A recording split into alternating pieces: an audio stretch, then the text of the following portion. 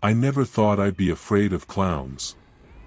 In fact, I used to find them amusing, with their colorful costumes, oversized shoes, and comical antics.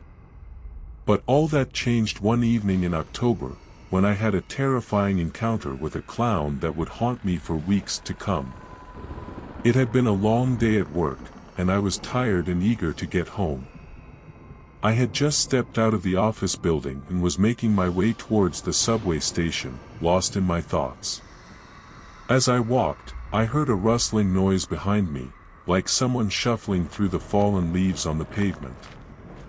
I turned around, but I saw nothing except the empty street, lit by the yellow glow of streetlights. I shrugged it off and continued walking, but the rustling noise persisted, growing louder and more persistent. I turned around again, and this time, I saw a figure emerging from the shadows, a clown, with white face paint, red nose, and a shock of bright green hair. It was holding a balloon in one hand and a plastic knife in the other, its eyes fixed on mine. For a moment, I froze, unable to move or speak, as if I was trapped in a nightmare. The clown slowly approached me, its balloon bobbing in the wind, its mouth twisted into a sinister smile. I could hear my heart racing in my ears, and I wondered if anyone else could hear it too. The clown was getting closer, and I could see the glint of its plastic knife in the dim light. Panic overtook me, and I turned and ran as fast as I could, my mind racing with questions. Who was this clown, and why was it chasing me? Was it just a harmless prank, or was there something more sinister at play?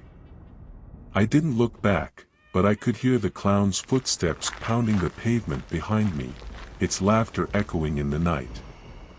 I didn't know how far I had run or where I was going, but I knew I had to escape.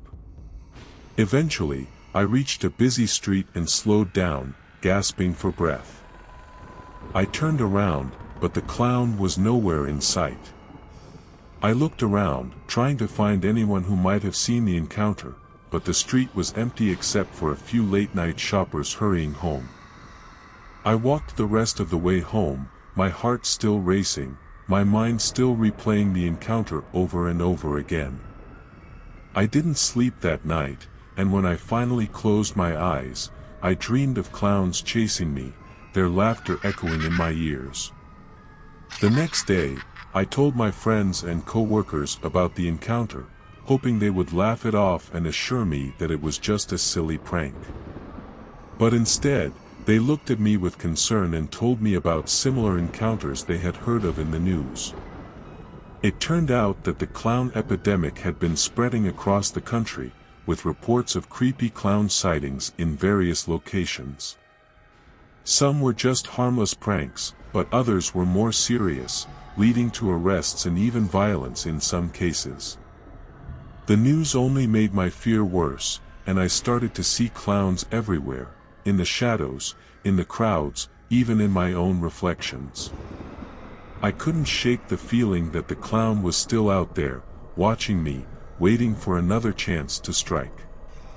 Weeks turned into months, and the clown sightings died down, but my fear persisted. I started to avoid going out at night and took different routes home from work, just to be safe. I couldn't forget the encounter, no matter how hard I tried. Years went by, and I moved to a new city, hoping to leave the fear and memories behind. For a while, it worked. I had a new job, new friends, and a new life. But one night, as I was walking home from a late shift, I heard that familiar rustling noise behind me. My heart skipped a beat as I turned around, and there it was, the clown, with its white face, red nose, and green hair. It was holding a balloon and a plastic knife, just like before. For a moment, I froze, as if I was back in that October night, but then I realized that this time, I wasn't alone. There were people on the street, walking their dogs, chatting on their phones, and enjoying the summer night. I took a deep breath and stepped forward, facing the clown. "Who are you?" "What do you want?" I asked, trying to sound confident. The clown didn't answer, but it kept its distance, as if waiting for something. I could feel its eyes on me, and I knew that I had to act fast. "Get out of here, now!"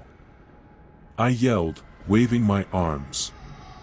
The clown hesitated, but then it turned around and disappeared into the night, leaving behind the faint scent of bubblegum and the sound of its balloon popping in the distance. I stood there for a moment, catching my breath and trying to process what had just happened. I didn't know if the clown was real or just a figment of my imagination, but I knew one thing for sure: I wasn't afraid anymore. I walked the rest of the way home, feeling a sense of relief and closure. The clown epidemic may have haunted me for years, but I had finally faced my fear and emerged victorious.